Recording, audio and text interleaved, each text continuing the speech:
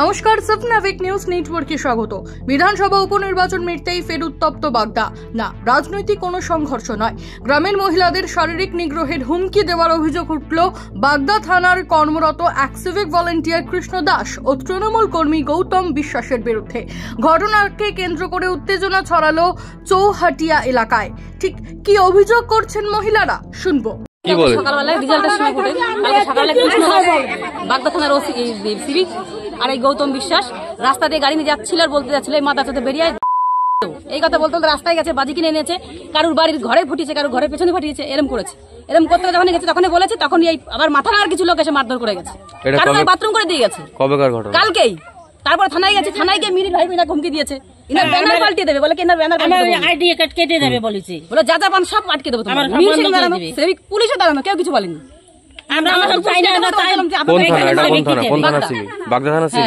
আপনারা জানিয়েছেন?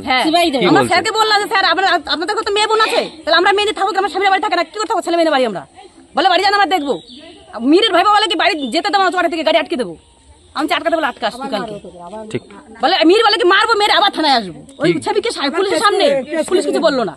তখন পুলিশকে বলতে পারতাম স্যার আমরা 3 ঘন্টা এসে বসে আছি, উনি 1 ঘন্টা আসেনি, চলে গেল, আগে ঢুকে গেল, আমরা দাঁড়িয়ে আছি 3 ঘন্টা ছেলে মেয়ে রেখে এসে।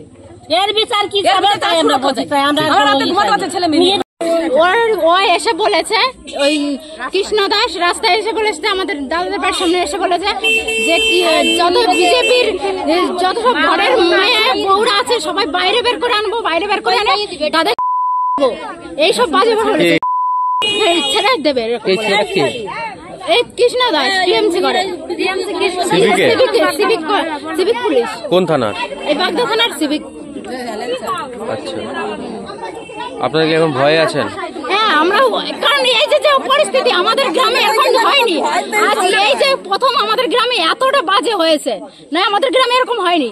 ওরাই এই টিএমসি এসে আমাদের গ্রামে এরকম করেছে। আতঙ্কে আছেন? আতঙ্কে আছেন? কি চাইছেন এখন? বিচার চাই যে কেন এরকম বাড়ির সামনে এসে এরকম নোংরা। বিষয়টি প্রকাশ্যে আসতেই তৃণমূলের কড়া সমালোচনা করে নিজের এক্স হ্যান্ডেলে পোস্ট করেন বিজেপি নেতা অমিত মালব্য। নিন্দার ঝড় উঠেছে চারিদিকে। যদিও জেলা সভাপতি বিশ্বজিৎ দাসের দাবি, ভোটে হেরে বিজেপির তরফ থেকে সন্দেশখালির মতো টাকা দিয়ে এ ধরনের অপপ্রচার চালানো হচ্ছে। শুধু রাজনীতি করবার জন্য এই ধরনের প্রচার করছে, আর হেরে গেছে বিপুল ভোটে, হারটাকে মানতে পারছে না, যার জন্য বিজেপির নেতারা নানারকমভাবে চক্রান্ত করছে।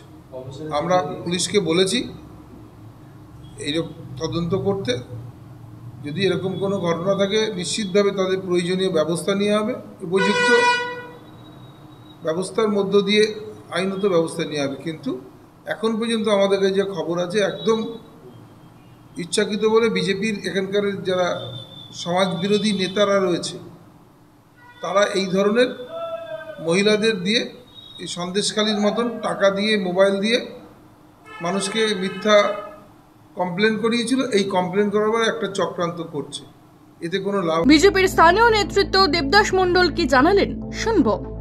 ঘটনাটা অতি সত্য। এই সিভিক ভলেন্টিয়ার এবং প্রশাসনের একটা পার্ট, যারা সমাজের মানুষকে যাদের রক্ষা করার দায়িত্ব, তো তারাই বলছে মানুষকে দিয়ে বা লোক ঢুকিয়ে ধর্ষণ করিয়ে দেবে। তো এটাই তো এগিয়ে বাংলা, এটাই এগিয়ে বাংলা। মানুষ, মহিলারা থানার দ্বারস্থ হয়েছে, শুধু তাই নয়, এই মহিলারা, আমি যতদূর খবর পেয়েছি সমস্ত বাগদা বিধানসভার মহিলারা এরপরে থানা ঘেরাও করবে, আমি যতদূর খবর পেয়েছি। শান্তনু বিশ্বাস, সাবনাভিক নিউজ বাগদা। সমস্ত খবরের আপডেট পেতে লাইক করে সাবস্ক্রাইব করুন সাবনাভিক নিউজ। সেই সঙ্গে বেল বাটন প্রেস করতে ভুলবেন না। আপনাদের একটা সাবস্ক্রিপশন আমাদের জন্য অত্যন্ত মূল্যবান। জয় হিন্দ।